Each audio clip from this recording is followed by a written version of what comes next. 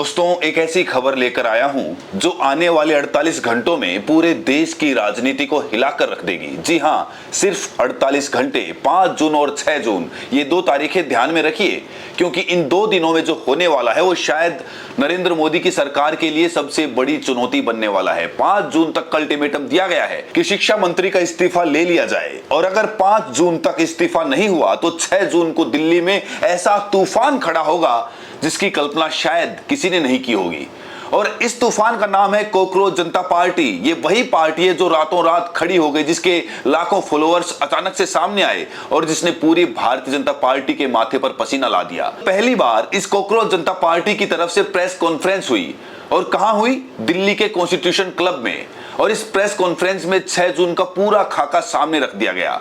क्या होगा, कहां होगा, कैसे होगा, कौन कौन शामिल होगा, सब कुछ बता दिया गया। और सबसे चौंकाने वाली बात यह कि 6 जून की सुबह 8 बजे, यानी एकदम सुबह सुबह दिल्ली एयरपोर्ट पर ऐसा कुछ होने जा रहा है जिसकी तैयारी शायद सरकार भी नहीं कर पा रही है। तो आखिर ये कॉकरोच पार्टी कौन है, इनकी मांग क्या है, 6 जून को क्या प्लान है, और सबसे बड़ा सवाल कि क्या सच में मोदी सरकार झुक जाएगी या ये आंदोलन भी दबा दिया जाएगा?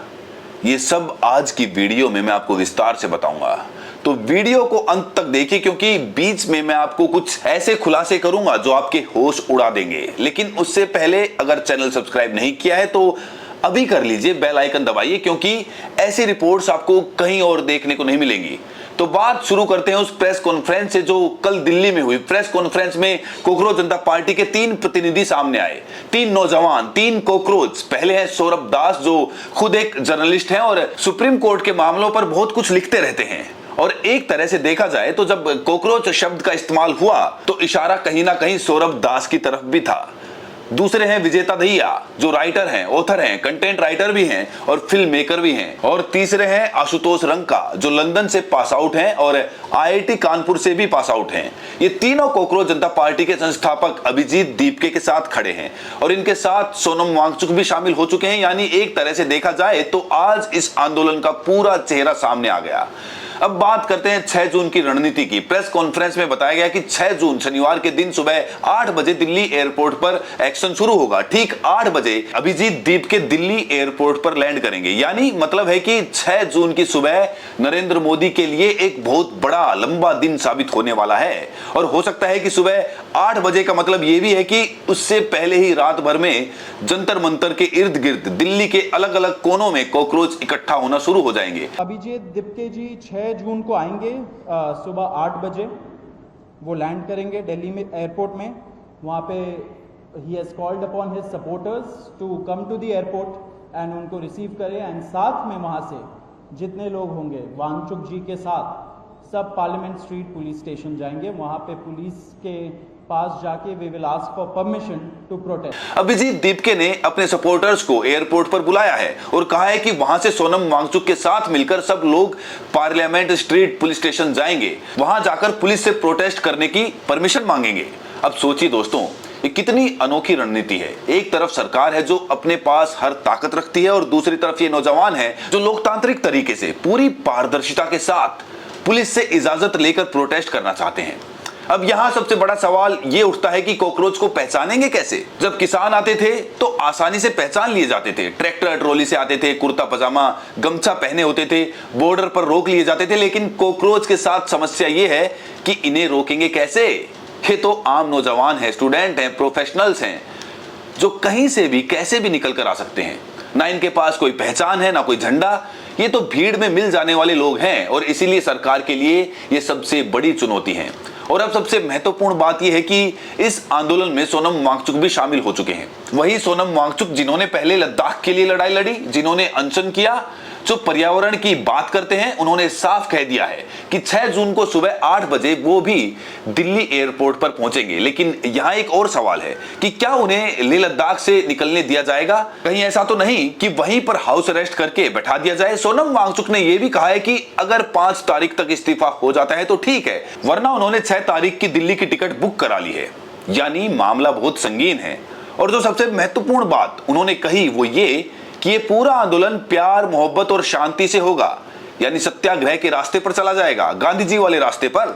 उन्होंने साफ कहा कि दूसरी तरफ चाहे जितना भी बल हो, चाहे जितने भी हथियार हों, हमारा सबसे बड़ा हथियार होगा सत्याग्रह और शांति। यही वो हथियार है जिसके आगे ब्रिटिश एम्पायर को झुकना पड़ा था। और हाँ, इस आंदोलन में बल का प्रयोग हो सकता है, लेकिन दूसरी तरफ से, हमारी तरफ से नहीं। उन्होंने ये भी कहा कि जेल जाना पड़ सकता है, लेकिन इसमें बड़ी बात क्या है? और अभिजीत दीपके ने तो साफ कह दिया है कि भारत में उतरते ही उनकी गिरफ्तारी हो सकती है, लेकिन फिर भी वो आएंगे क्योंकि प्रदर्शन करना उनका लोकतांत्रिक अधिकार है। अब जरा सोचिए कितनी हास्यास्पद स्थिति है।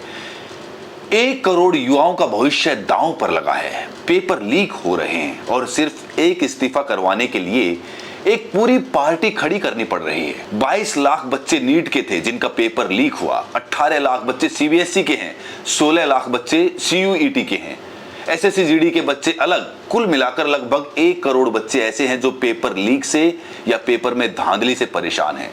सरकार खुद मान चुकी है कि पेपर लीक हुआ है, दोबारा परीक्षा करवाई जा रही है और इसके बावजूद शिक्षा मंत्री का इस्तीफा नहीं हो रहा।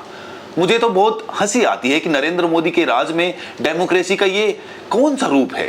1 करोड़ युवाओं के भविष्य पर सवाल खड़े हो गए हैं, पेपर लीक खुद सरकार मान चुकी है और जिम्मेदारी जवाबदेही के नाम पर एक इस्तीफा भी नहीं हो रहा। याद कीजिए, पहले के दौर में जब कहीं कोई एक्सीडेंट होता था, कहीं कोई बड़ी घटना घटती थी, तो मंत्री खुद आगे आकर कहते थे कि जिम्मेदारी मेरी है। प्रेस कॉन्फ्रेंस से पहले ही इस्तीफा भेज देते थे और फिर कहते थे कि मैंने इस्तीफा प्रधानमंत्री को भेज दिया है। मुंबई हमले के बाद गृह मंत्री शिवराज पाटिल का इस्तीफा सिर्फ इसलिए हो गया था कि वो 3 बार कपड़े बदलकर प्रेस कॉन्फ्रेंस में आए थे। सिर्फ इसलिए नैतिकता के आधार पर इस्तीफा हुआ था। नीतीश कुमार ने रेलवे मंत्री से इस्तीफा दे दिया था एक रेल दुर्घटना के बाद। और लाल बहादुर शास्त्री का तो नाम लेना भी आज के दौर में शायद उनका अपमान होगा, क्योंकि उन्होंने कितनी आसानी से नैतिकता के नाम पर पद छोड़ दिया था। वो नैतिकता आज कहां है? वो नेता कहां है जो जेब में इस्तीफा लेकर राजनीति करते थे? शुचिता, शिष्टाचार, क्रेडिबिलिटी, जवाबदेही, ये सब शब्द आज के दौर में मांगिए मत, पूछिए मत, सोचिए तक मत। आज तो हालत ये है कि कहने से भी नहीं हो रहा, मांगने से भी नहीं हो रहा, तो अब सड़कों पर उतरने से होगा क्या? ये बहुत बड़ा सवाल है और इसी सवाल का जवाब 6 जून को मिलने वाला है। अब बात करते हैं फंडिंग की। प्रेस कॉन्फ्रेंस में सबसे पहला और सबसे बड़ा सवाल यही उठाया गया कि भाई आपकी फंडिंग कहां से हो रही है, पैसा कहां से आ रहा है? और जवाब बहुत दिलचस्प मिला। उन्होंने पलटवार कर पूछा कि फंडिंग किस चीज के लिए चाहिए। एक minute, I will just answer that question from him. The question about funding किस चीज के लिए चाहिए? आपने बोला ये पोस्टर 200 रुपए का है, यहाँ पे इतने लोग इकट्ठा हो गए, 1-1 रुपए सब लोग देंगे, 200 रुपए का पोस्टर नहीं बन जाएगा क्या? अगर युवा को रोड पे आना है, जंतर मंतर पहुंचना है, ऑटो लेके 100 रुपए देके नहीं पहुंच सकते क्या? हम लोग पहुंच जाएंगे, उसके लिए किस चीज का फंडिंग चाहिए? तो ये एक काउंटर नैरेटिव चलाया जाता है। कोई भी मूवमेंट हो, आज history will tell you, history will testify कि जब एक अच्छा मूवमेंट हुआ है उसके खिलाफ एक काउंटर नैरेटिव चलाया जाता है, कॉन्स्पिरेसी थियरी चलाई जाती है, फंडिंग लाया जाता है, फॉरेन हैंड लाया जाता है, बहुत सारे स्टोरीज बनाए जाते हैं। क्यों? क्योंकि वो मूवमेंट एक सही पाथ पे है। तो हमें भी ये वैलिडेशन मिल चुकी है कि ये मूवमेंट एक सही पाथ पे चल रही है, इसलिए ये स्टोरीज बनाए जा रहे हैं। अब असली सवाल ये है कि 6 जून को होगा क्या? और इसी सवाल का जवाब ढूंढने के लिए हमें इतिहास में थोड़ा झांकना पड़ेगा। याद कीजिए कि इस देश में अखिलेश यादव अगर कह दे कि वो किसी पीड़िता के घर जाना चाहते हैं तो लखनऊ में उनके घर के बाहर पुलिस लगा दी जाती है और वो घर से निकल भी नहीं पाते। राहुल गांधी और प्रियंका गांधी ने भी जब हाथरस रेप पीड़िता से मिलने का फैसला किया तो पुलिस ने उनकी गाड़ियां रोक दी। और मैं इस बात का साक्षी हूं कि करीब 10 किलोमीटर तक तपती दोपहरी में कोरोना के दौर में मास्क लगाए हुए राहुल गांधी और प्रियंका गांधी पैदल चलते रहे। दिल्ली से लेकर यूपी बॉर्डर तक करीब 10 किलोमीटर पैदल। ये यात्रा नहीं निकाल रहे थे, ये बस मिलने जा रहे थे। तो आप खुद सोचिए कि जो सरकार अखिलेश यादव को घर से नहीं निकलने देती, जो राहुल गांधी को 10 किलोमीटर पैदल चलवाती है, वो सरकार 6 जून को कॉकरोच जनता पार्टी के साथ क्या करेगी? और आज तो स्थिति बिल्कुल अलग है। नरेंद्र मोदी आज और मजबूत हैं। बंगाल जीत चुके हैं, बिहार जीत चुके हैं, दिल्ली जीत चुके हैं, महाराष्ट्र में फिर से सरकार बना ली है, हरियाणा में सरकार है और वो 240 सीटों वाला झटका भी अब बहुत पुरानी बात हो गई है।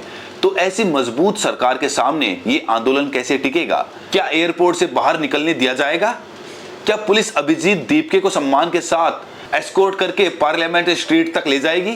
क्या आराम से एप्लीकेशन ले ली जाएगी और कहा जाएगा कि साहब जाइए, बैठिए, प्रोटेस्ट कीजिए, हमें कोई आपत्ति नहीं है?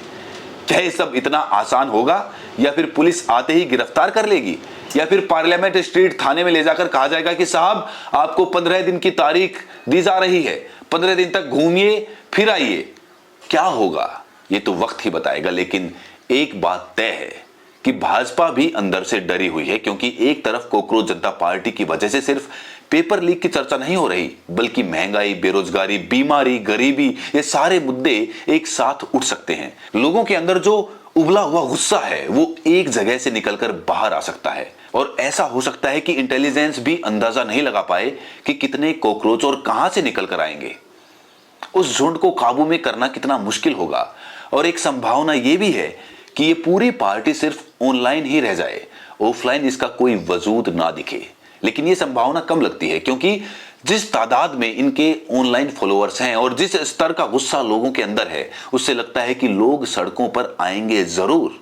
बड़ा सवाल है कितने और कैसे, और सबसे बड़ा सवाल ये कि क्या ये आंदोलन सरकार पर इतना दबाव बना पाएगा कि शिक्षा मंत्री का इस्तीफा हो जाए। दोस्तों, आज की राजनीति जिस तरह से करवट ले रही है, उसे देखकर लगता है कि आने वाले 48 घंटे बहुत ही दिलचस्प होने वाले हैं।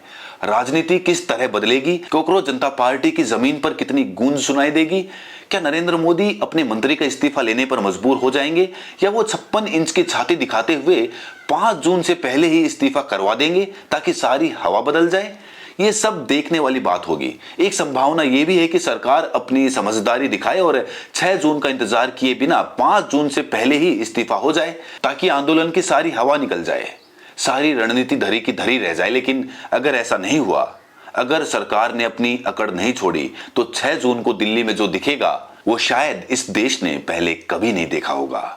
यानी जिस आंदोलन को लेकर इतनी कल्पनाएं हो रही हैं, इतनी बातें हो रही हैं, क्या वो असल में होगा भी, या उसके होने से पहले ही सब कुछ बदल जाएगा? ये सब आने वाले 48 घंटों में आपके सामने होगा।